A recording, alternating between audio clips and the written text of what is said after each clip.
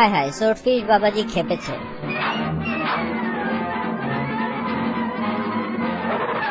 এত ব্যস্ত হয়ে কোথায় চলেছো তুমি? হায় হায়, সোর্টফিশটার নাক ভচকে দিয়েছি। রাগ করো না ভাই। ব্যাস ঠিক।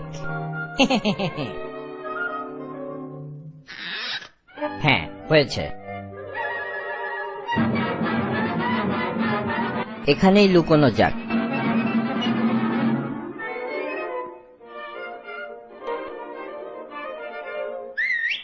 বিড়ালটা এই ব্যারেলের মধ্যে লুকিয়েছে।